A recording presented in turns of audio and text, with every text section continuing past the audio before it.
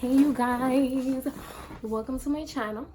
For those who don't know, my name is Joycey, and for those who know me, what's up? Because you're probably here because you know me, because I don't have that many followers yet.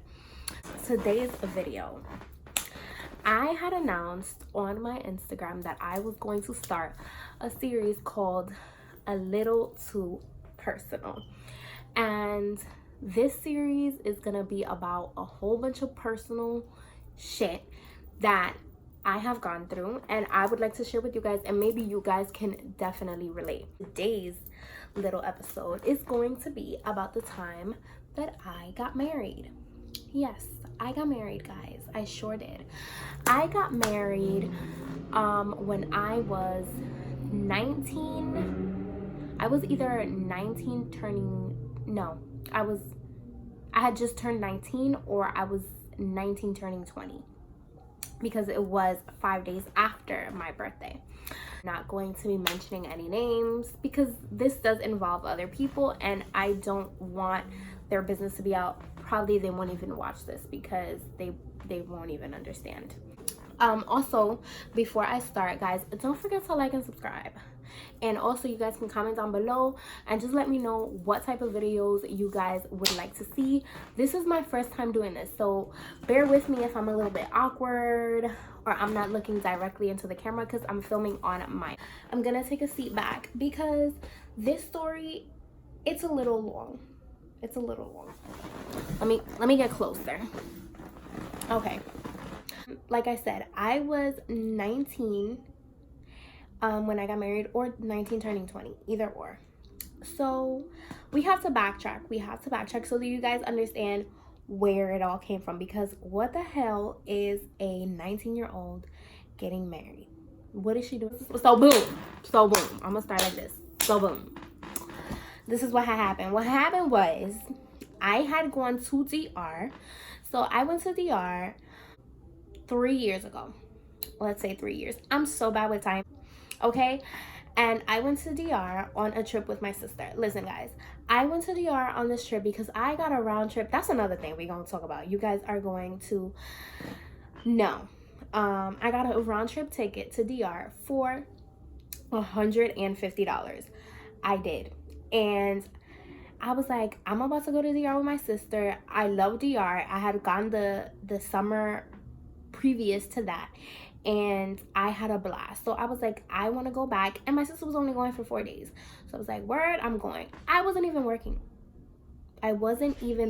you guys. What I did was I sold my phone. I was so desperate to go to DR that I sold my freaking phone. I left with my tablet because I was like, I'm about to start working. I was getting a new job in like a week. I was like, I'm about to start working. I could just buy a phone.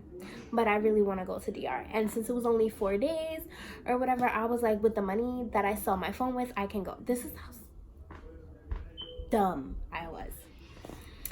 So I go. We had a great time. My sisters, there was this guy who lived literally across the street. So like, my sister's house was here and his house was right here. You can see inside the houses. It was extremely close. So the guy, which is my ex, he lived there, and they kept pointing him out to me like, oh my god, you need a guy like this. He's so handsome and he's good looking and he works and tú sabes, dándole payola al tigre. And I was like, bro, he's in DR, I'm all the way. He wasn't my type. Like, I was like, no, how are we gonna be together? No. So they kept insisting and insisting and insisting. When, like, literally the day before we left, my sister and I, the day before we left, my sister called him over and was like, she wants your number. I ran and I hid in the bathroom. I was like, bro, I don't want his number. When I left, he started texting me or whatever. And I was like, I'm not about to entertain this. Whatever. No me gusta el Santo Domingo. La la la la la. I ended up liking the guy. Long story short, because I didn't like him physically. I don't want to say that much. I wasn't attracted to him in the beginning. I wasn't attracted to him that much physically, but I was at that time I was 19. I was probably like 18. And I was never in like a serious anything. And he was manly and, you know, he spoke like a man. Y ustedes saben que el hombre dominicano tiene demasiada labia y habla mucha plebla. Y eso fue lo que pasó. That's exactly what happened. He sweet talked me. And I fell in love with that shit. I was like, oh my God, this is the man of my dreams. He cares about me. He was asking me if I ate and all this stuff that like these other little boys didn't care about. It was just fucking BS. So I loved it. We kept talking and talking and talking. And it became a relationship, a long distance one. Eventually, I ended up traveling to Dominican Republic, going frequently. And then it was becoming a problem because I was like, so how are we going to be together? How are we about to be together? So, have you guys seen 90 Day Visa? Exactly. This is how this works. So he was like, well, if you want to be with me, we got to get married, boo. We got to get married so that I could go over there and we could be together. And I totally agreed because, mind you, I was love washed, brainwashed, all type of washed. And I was like, oh my God, yes. And his parents were like, yes, y'all need to get married because this is the only way y'all really gonna be together.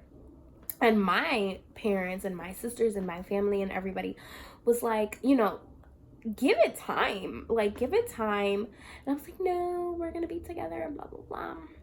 They were like, give it time because you don't know this guy. You guys have never, ustedes no han convivido.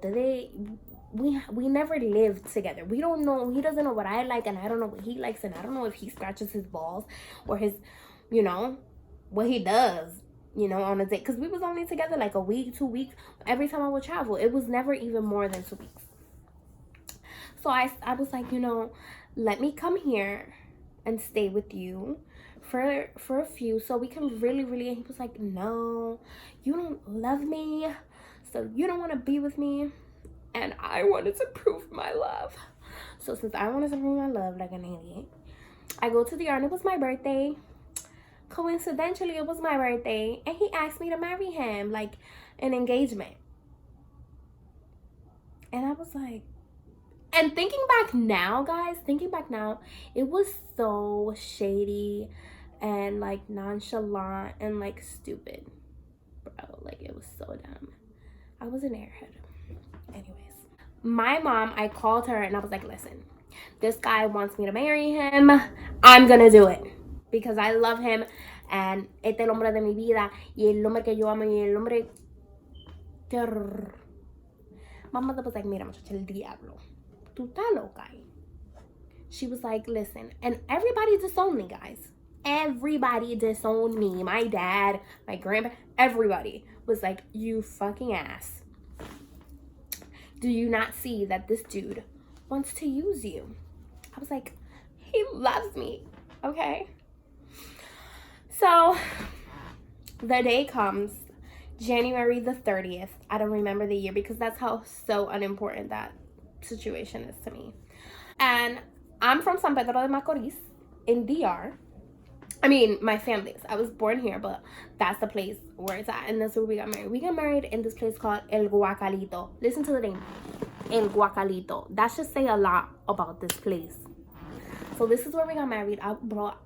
My mom disagreed. Nobody of my family went because I didn't want nobody to know. And everybody was mad. And I was like, fuck it. YOLO. That's what I was thinking in my stupid ass head. And so I didn't even, my hair was fucked up, bro. My hair was fucked up. I was already in DR for like 2 weeks. So I looked, you already know, I was looking busted. I ain't even have no wedding dress, no nothing. I borrowed one of his mother's black ugly ass skirts and a bodysuit. I looked retarded, like dumb. So we got married, and it was the corny. You know where my marriage party or reception was? We went to eat pasteles. Okay? I left. Whatever happened. I was officially married. After we got married, the problems began to arise. because I started to open my eyes. Because I was like, yo, so if we married, what's up? Like, I know it's 50-50, but you ain't doing nothing for me. I'm the only one doing. Later on, because I'm a stalking ass bitch, I found out, because I read some messages, I found out that he only wanted me for papers. And his family was with the shit. But even then when that happened, guys, I was still in the back of my mind. I was still like, no, he probably does want papers, but he still loves me. So we broke up. We had a huge argument. It was like 6 months into us being married, and we broke up. It didn't last at all. And I suffered so much because I was so infatuated with this dude. I don't know why. And so I go to DR, did get for my birthday, but honestly, I just wanted to see him. This was years ago though, guys. Like, I got my man now that I love for real, and this was years ago, and this dude is like, so I go there. We were still married, we weren't divorced. And I was so excited because he calls me. He's like, mira, te tengo un regalo. I have a present for you. And I'm like, oh my God, de verdad. Ay. ¿A dónde tú estás? Me dice. I'm like, oh, I'm in such and such in my cousin's house. Bring it. I'm thinking he's gonna bring me, guys, I'm thinking he's gonna bring me flowers, and he's gonna bring me a whole present. Like, I want to get back with you. He served me. I got served. He came through. I didn't even know what getting served was until this happened to me. He served me, and I got served my divorce papers. That was my birthday present. Bro, I cried so much, and it was the worst thing of my life. And then, but he just did that because he wanted to be an asshole. And to prove something, because he never proceeded with the divorce papers. I went back a year ago and I proceeded with the divorce papers, and I finally got divorced. Because I no longer wanted to be with him. I didn't want to be with him after that point, but it took a while because it's in another country and everything. Whatever happened. So, moral of the story, or finale, what he wanted was papers, guys. And I know a lot of situations like this. I've seen it a lot. And I like to, when I tell people this story, I don't want to say he didn't care about me, because I do feel like he cared somewhat, but I don't feel like he loved me. I feel like I loved him. Yo, I was down for him. I was bringing him sneakers, his family clothes. A mí me estaban chapeando. Nada más me querían mangar la visa. So that's exactly what happened. But it's something, it made me stronger. It actually made me stronger, as corny as it may sound. It made me stronger, and it made me not be stupid. And I went to DR after that so many times, and I had so many guys try to talk to me, and I was like, tú no me tienes problema. Eso es lo único que tú me puedes ofrecer a mí. Y dolor de cabeza, y chapearme. Porque esos hombres son, not all of them, but bro, come on. My advice to anybody in a long distance relationship: communicate, and make sure that the relationship that you are in is a 2-person relationship, not a 3-person. When I say 3-person, don't let other people come in your ears and try to give opinions about your relationship. Let this relationship be of you two. Just you two, because that causes so many problems. Oh, I heard this one from this, and I saw him with this, and I did with this. Issues. I was always seeking opinions from other people, and I would not, go with my gut feeling. And that's why I was always so confused, and I didn't know what I wanted at the time. Excuse all the noise. They're having some type of black party or something outside our house. I live in a hood, boo. But anyway, guys, once again, comment, subscribe, make sure you follow me on Instagram. It's going to be in the description. What you gotta do: like and comment down below any other stories. The next story, I'm gonna tell y'all what it's gonna be about. My next, a little bit too personal episode, is going to be about that one time that I was scamming and I didn't even know it. Boo. All right, guys, love you guys. Cuídense, mi gente.